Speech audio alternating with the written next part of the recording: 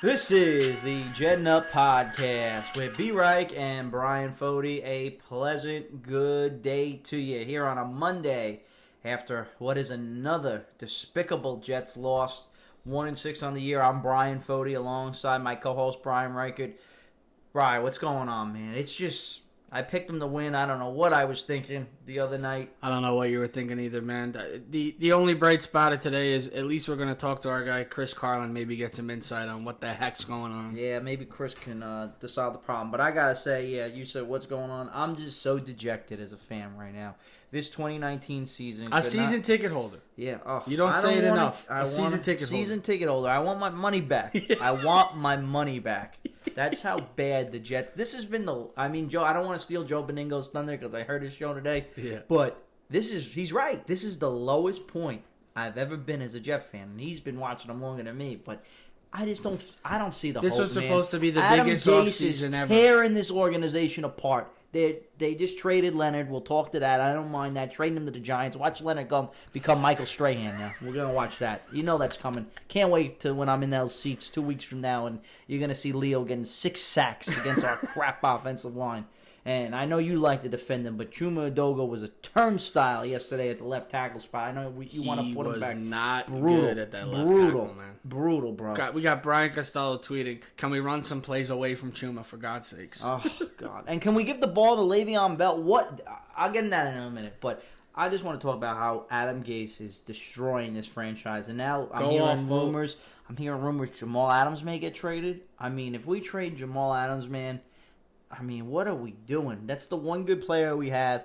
The questions about Sam Darnold, is he a franchise quarterback? You know, I finally, I was thinking about this over the weekend. I've been killing him a lot, but I'm looking over the course of my 30 years of my Jet fanhood. They can't develop anybody. I mean, this guy has ability. You look at that first drive yesterday, 92 yards, bing, bang, boom, right down the field. 7 of 7. 7 of 7. He has ability. And then he makes some bonehead decisions, but rookie quarterbacks and young quarterbacks do that. But you have to coach them out of those habits. And the Jets are just allowing him to make stupid decisions.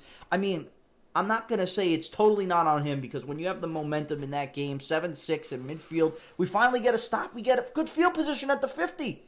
Gets a first down, and then 1st and 10, he escapes the shot. Just throw the ball away, Sam. Come on. You got to coach him that, though. You got to put that in his mind. It's on Sam, but it's also on the coaching. You want to know what? You want to know why he makes those throws when you take a step back? Because he's feeling pressure. Because not only is he feeling pressure, he never has a chance to, when you watch the game, he really never has a chance to breathe, like you said. He's never in rhythm. It's like he finally sees some daylight, and he's so panicked to get the ball out that all his IQ goes away because he's finally happy that he's not getting hit in the backfield.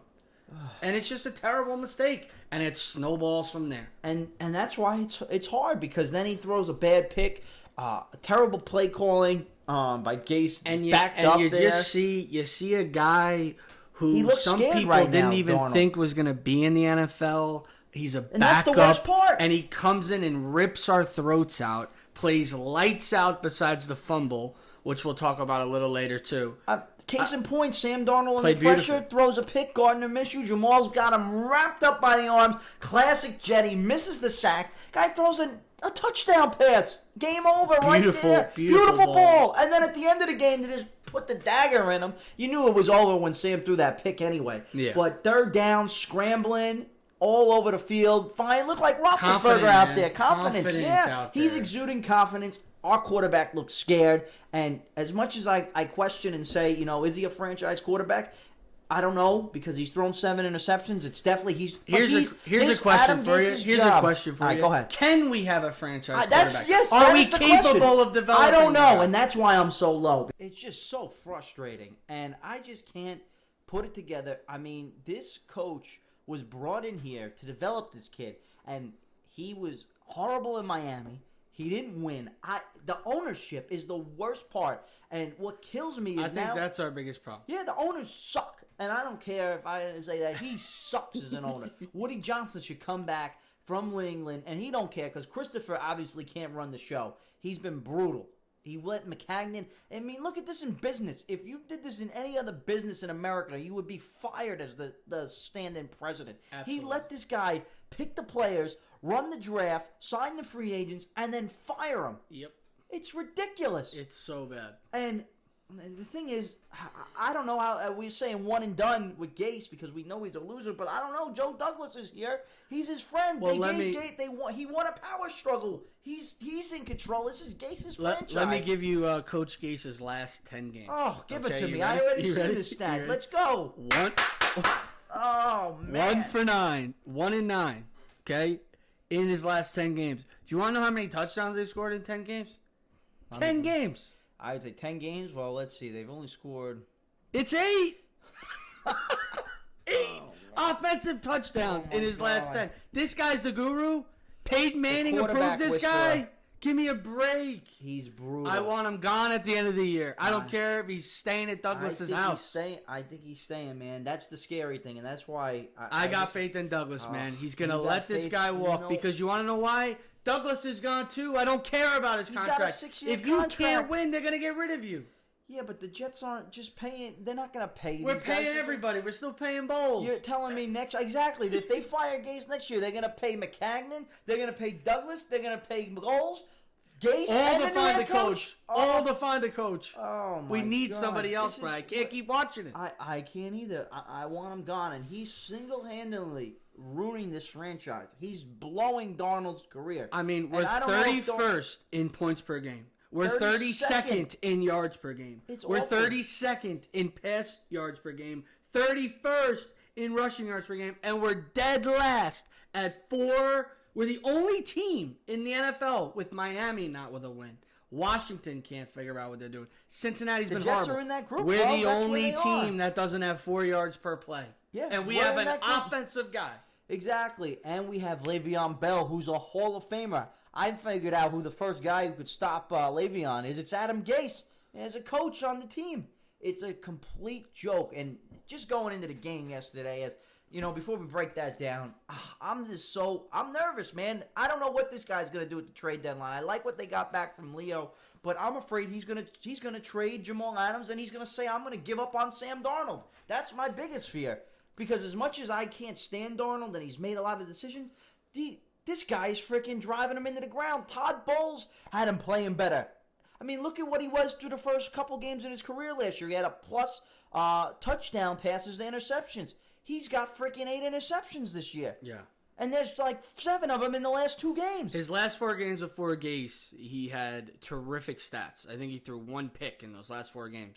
Yeah. Since he's been with Adam Gase, he's been a train wreck. Yeah, and that's why I wanted McCarthy as the head coach. You wanted Matt Rule. You wanted Cliff Kingsbury. Take anybody over this guy. Anybody is better than this bozo that we had, and we have to blame the Johnsons because Christopher Johnson allowed this guy. Bill of goods. Yeah, sold the bill of goods, and I want my freaking money back from this year's Let's Take It Holder. You better not raise prices next year, or I'm out. Because this is ridiculous. This guy is just going to ruin this franchise. We saw it in Miami, how he drove his players out of town. You see it with the Kelechi Osemele thing. I don't care what happened there. If the Jets are on what we say, it makes the Jets look better. He's going to go sue the doctors now because his arm's falling off, and he's so petty that he lists them doubtful on the report. And then they ask Gase. They ask Gase what's going on. He says I haven't talked to him in weeks. Are you kidding me? This guy is not a leader.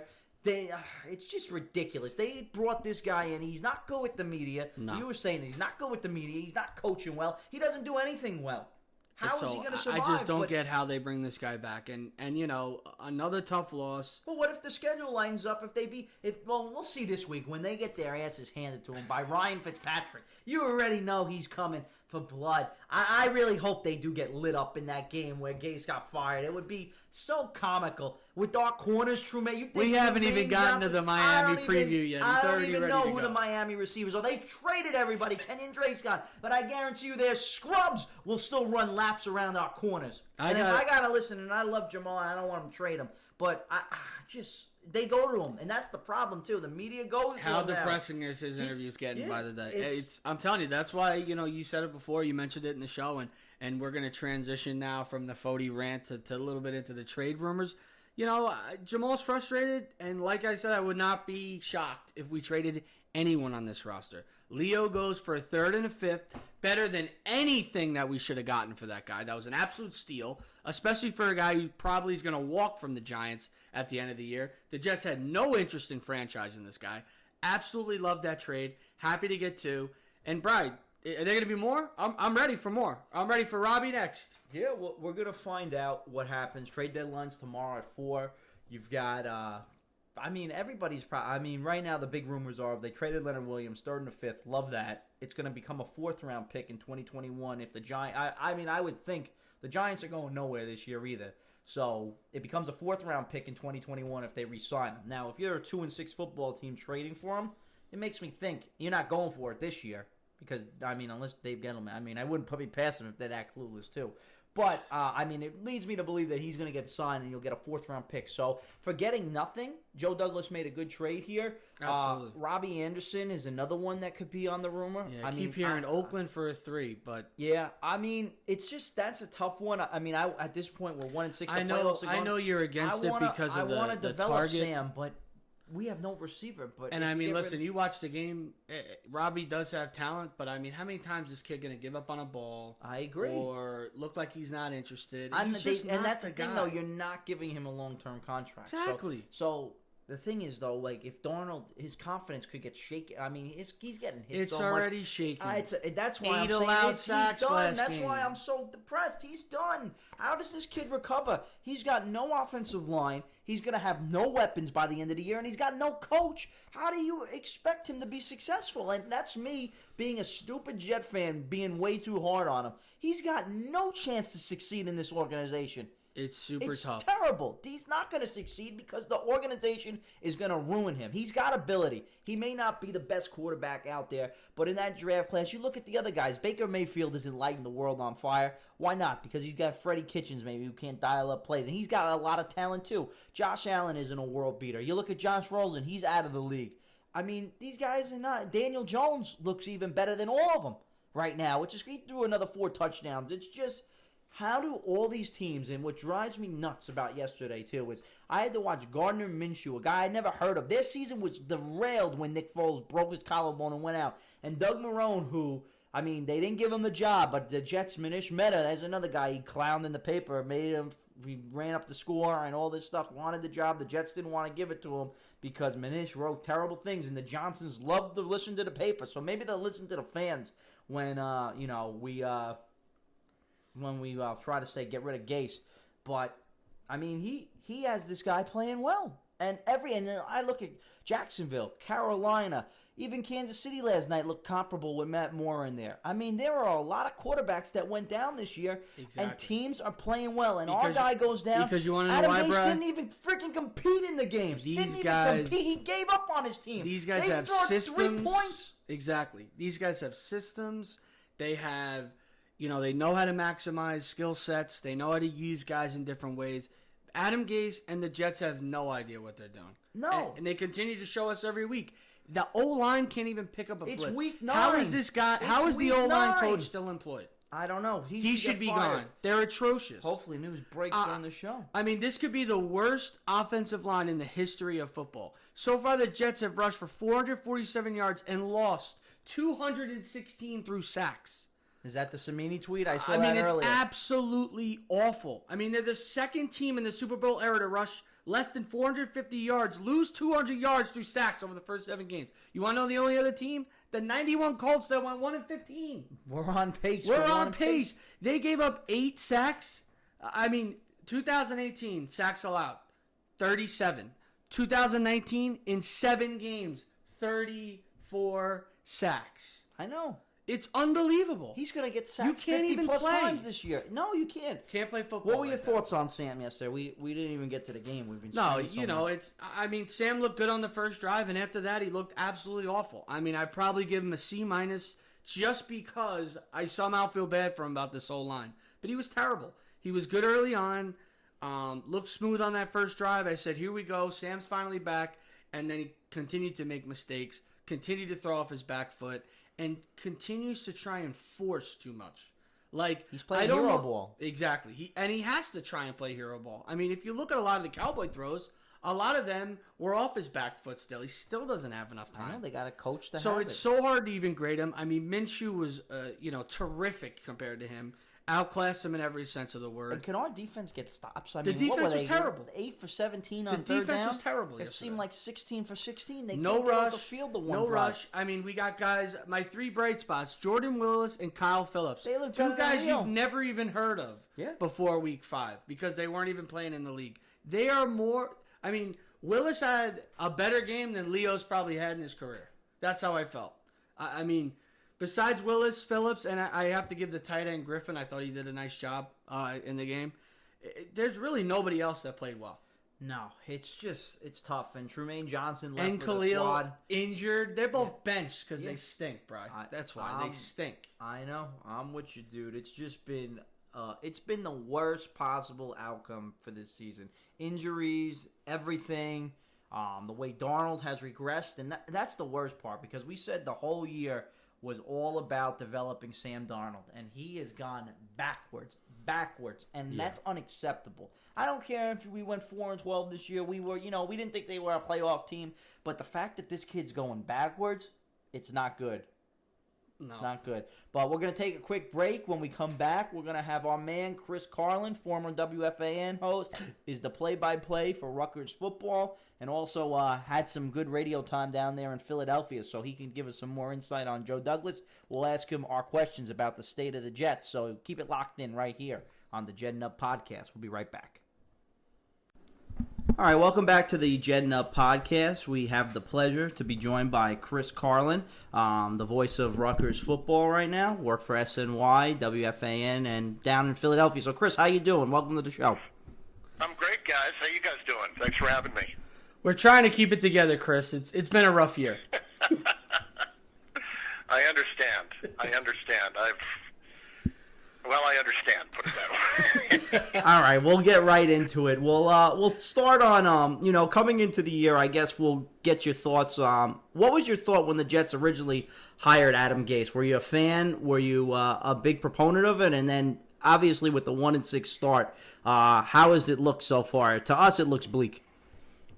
Yeah, listen, at the beginning of it, I wasn't the biggest fan. My biggest issue is whenever you are hiring a coach out of a job that he just got fired out of, and you're hiring him immediately, it's almost like saying to him, well, whatever just happened wasn't your fault.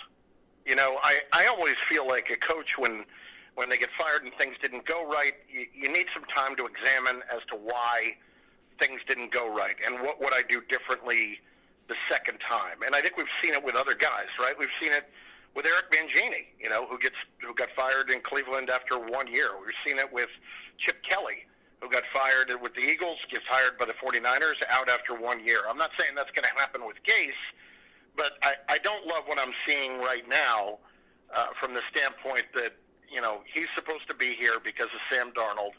And I think it's hard to make the case that Sam Darnold isn't regressing right now. Yeah, completely agree with you on that, Chris. And just another point we want to ask you about to kind of get away from Gase. We'll get back. But breaking news, kind of the Jets make their first ever trade with the Giants. Leo going to be traded for a third in 2020 and a fifth in 2021. What are your thoughts on that? I actually think it's okay for the Jets. I do. I'm kind of more surprised that the Giants decided to do it unless they really feel strongly that they're going to keep him, going to be able to keep him long term. I think from the Jets standpoint, can we all agree I think that he was supposed to be this incredible player. Our jaws were dropping when he somehow ended up at that sixth spot where the Jets were drafting, and everybody was excited. And can you honestly say that he has turned out to be a great, great player? I don't think you can. And I don't think the Jets had in mind that they wanted to pay him long-term beyond this season. They didn't want to give him the big contract. Now, that's not saying he's not a productive player. I think he's been productive. I think he's gotten a lot of double teams. I think from a lot of those angles, he probably hasn't gotten the fairest of shakes. But at the same time, I look at it like, from a Jet standpoint right now, this was a good thing to do. They get an extra third-round pick out of it, and they position themselves pretty well for the offseason, and there's not a decision to make on him, which would have been a tough decision. Exactly. I'm going to go back to a point that you mentioned with Adam Gase. He was brought in here to develop Sam Darnold, and you made the point that it's kind of hard to argue he's regressed this season. Now, after these last two games, coming back from the mononucleosis, he looked good in the Cowboy game, but he threw an interception, and then now he's got a lot of interceptions. I think it's 4 in the New England game, 3, so 7 total in the last two games. Are there serious questions that he's a franchise quarterback, or do you think this is more of the Jets coaching staff not able to fully develop him? I think it's a combination of a lot of things. Sam has to play better. There's no getting around that. I don't think, when I say he's regressed, he has, but I'm not giving up on him as a franchise quarterback because I've seen him play well before. You want to know what really bugs me?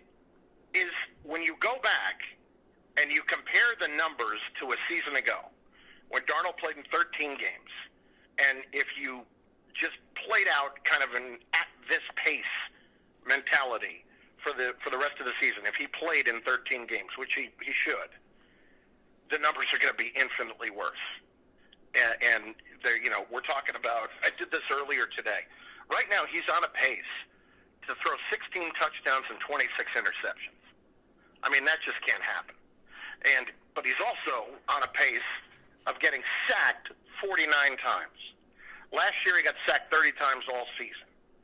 I think the pressure the last 2 weeks has been absolutely brutal.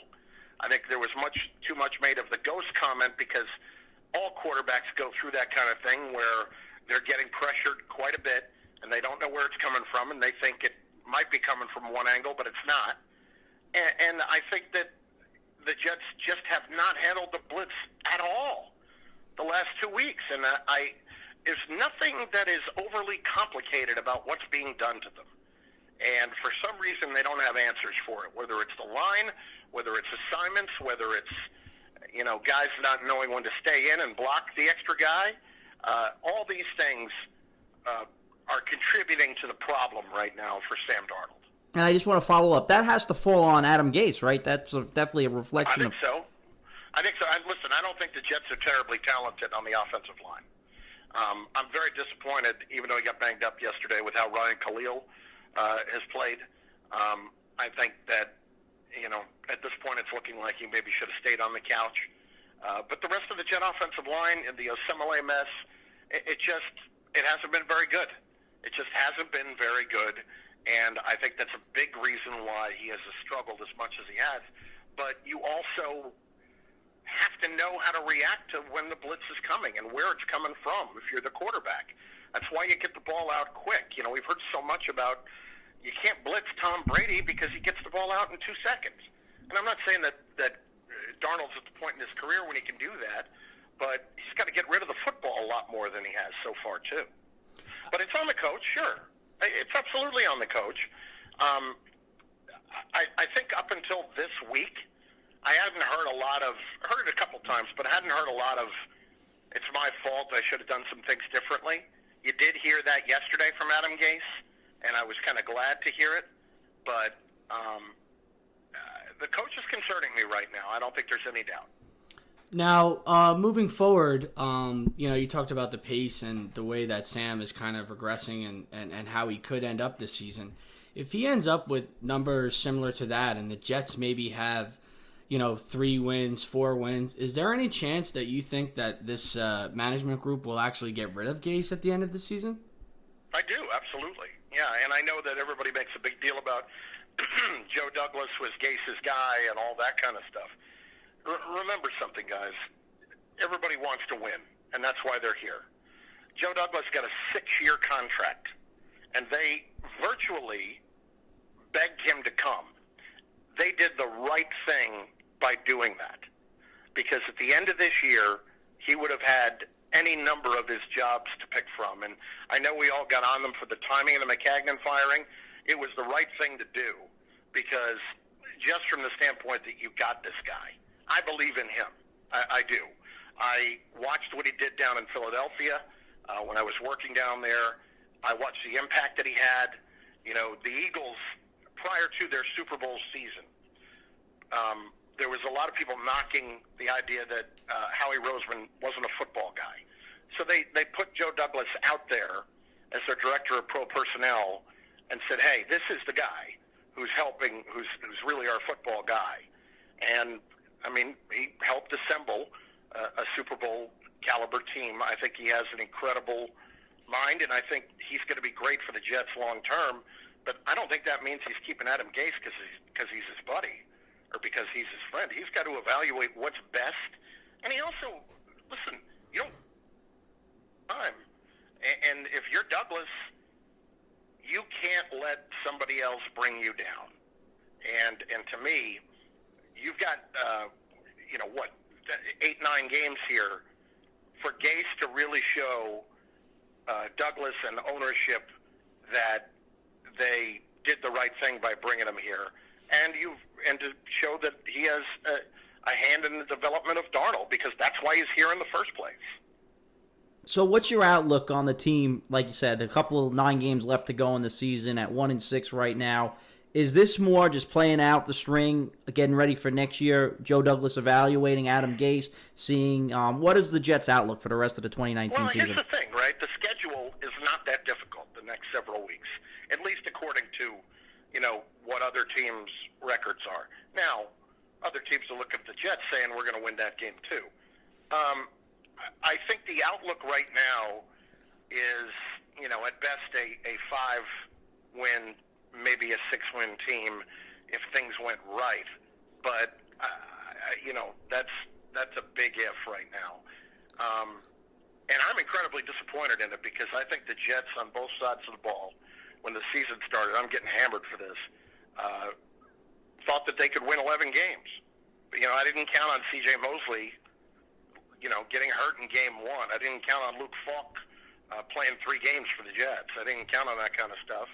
And I didn't count on Kelechi Osemele and the Jets getting into this kind of a dispute. So I think the outlook right now is a team that's probably headed to 5 to 6 wins, and they're going to have some major decisions to make moving forward. All right, Chris. That's pretty much going to wrap it up for us. Thank you for coming on, and we'll talk to you real soon. My pleasure, guys. Be good. All right, welcome back to the Jet Up Podcast. We just talked to Chris Carlin, another great spot, so we thank him for coming on with us. We're going to get right into previewing the Miami Dolphins now. So go ahead, Bryan. I think the Jets, they're a 4.5-point favorite coming into this week. I don't know what is that where you got it at? I saw it at 4 on FanDuel. I think, yeah, okay. I saw 4.5 this morning in the paper, but it's pretty much the same thing. It will be, the people will be betting the Dolphins, and it will be a pick 'em by the end of the week. It could be a pick 'em by the end, Games on CBS, 1 o'clock at Miami. Like my co-host said, Jets favored by about 4 right now, maybe 4.5 on some sites. But, an interesting matchup, a little blast from the past. We got Fitzmagic is back, taking on his former team in the Jets, even though half the league is his former team. And it's going to be Fitzmagic versus Darnold. A couple other guys from Miami that have been playing well. Bryan mentioned it before. Kenyon Drake's been traded. So look for Mark Walton at Miami University. Try and step up at that running back spot. Another guy, Preston Williams, a rookie from Colorado State's been doing some nice things as their number 1 wide receivers, kind of gone past Devontae Parker. And, of course, in typical Jet fashion, they get the number 1 ranked corner in last year, and Xavier Howard back, of course, against the Jets. So, they got their guys. They got their cornerback, Taco Charlton's got 3 sacks. He's been playing pretty well, looking to do some things against this Jet offensive line. What are you thinking, Bryan? What are your thoughts? This is not that it's a big game anymore because the season is over. It's just really evaluating whether we think Adam Gase should be the guy going forward. And if the Jets can't rally in a locker room in a revenge game for the coach that fired him a year ago, and they don't play competitive and they don't stomp on the Dolphins, then it clearly shows me that he's lost the locker room. So I think this is a game that's going to show us a lot about where Adam Gase and his relationship with his players are this week. So I expect the Jets, if they come out and they play hard and they win the game going away, I think he'll, it gives you a little bit more confidence in him moving forward when Joe Douglas is evaluating. Chris Carlin kind of calmed my nerves down there a little bit, saying, you're not going to drag a guy down. I still don't, I'm still a little skeptical, but that made me feel a little bit better. So I think this is a big game for Gase to see what he's got with the relationship with the locker room. We don't know if a couple guys are going to be traded. Maybe Robbie Anderson's gone. But this is another game that the Jets should win. The Dolphins are tanking. They're clearly tanking for Tua. They're clearly brutal. tanking. I know Howard's back, but Darnold should be able to make some plays in this game. So Gase has to show me something here that he can develop a game plan, win this game, and the players have to play hard. If that doesn't happen, you can't look yourself. If you're Christopher Johnson, you can't wake up in the morning and say, this guy is the guy for the job. We just lost to an 0-8 football team in the Miami Dolphins who are tanking. Yeah. They're brutal. So, in my opinion, this is a big game for the Jets because it will show you a lot of the locker room culture and the way the organization is perceived right now. So what's your score? Give me a score. I don't think they're going to win. I think Ryan Fitzpatrick's going to light them up. I think Gase has lost this locker room. I was reading Rich Cimini's article earlier. It's on the brink. I don't know what Jamal Adams is thinking. He may not want to resign here. I think it's going to be bad. I'm going to say the Dolphins win this one 24-21. Man, that would be brutal. Especially, both of us played football. You take a lot of pride in what you do, especially playing football. And These are you don't want to professionals. be that team. We are that team. That gives a team their We are first that win. team. But we are absolutely ripe for the picking. Every team is licking their chops to play the Jets. And just like we talked about, we are one of those teams. We're one of the bottom teams that everybody's looking to play and beat up on. But, Miami is just, they do play well in Miami, so I don't like that.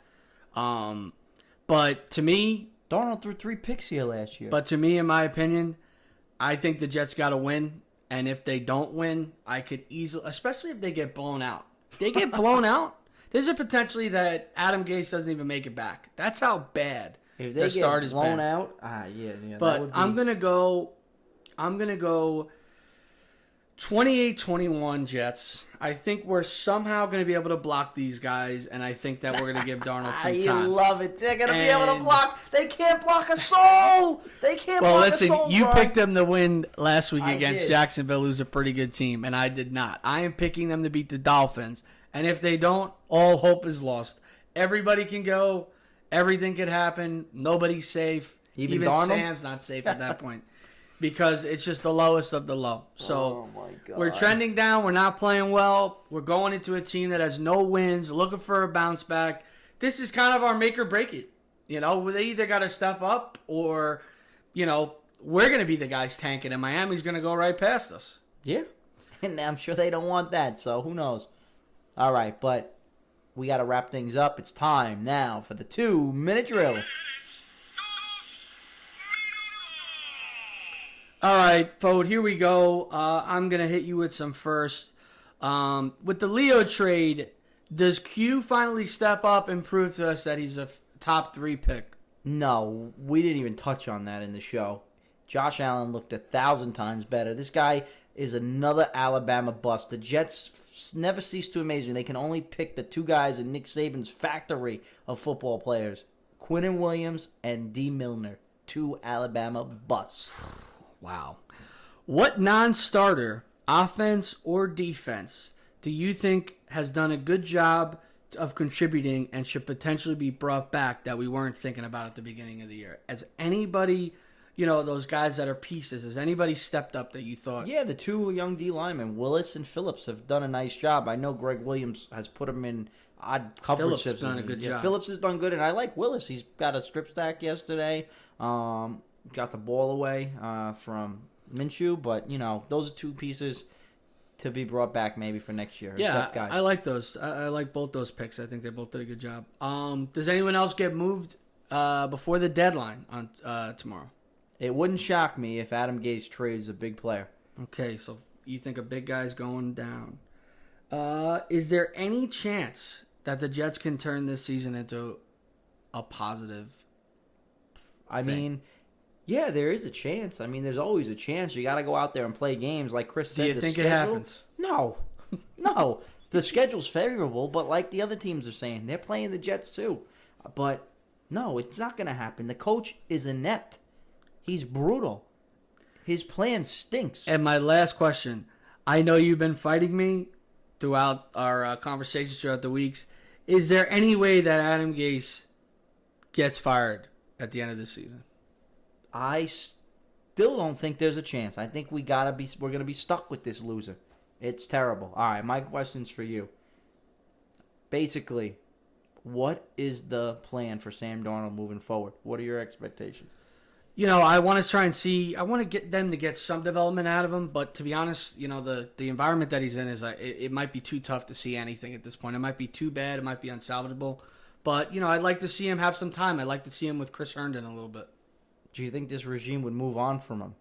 Honestly, I don't. I just think that where they took him, unless you're going to get value for him, with compensation, which I'd be interested to see what they could get back. But no, I don't think this regime moves on. Do you think the O-line coach lasts the season? I can't believe he hasn't been fired yet. I would have fired him like 2 weeks ago. So no, I don't think that this guy's a chance of making it to the end of the season. Nor should he. And if you're Joe Douglas, what are you thinking right now? What's your next course of action?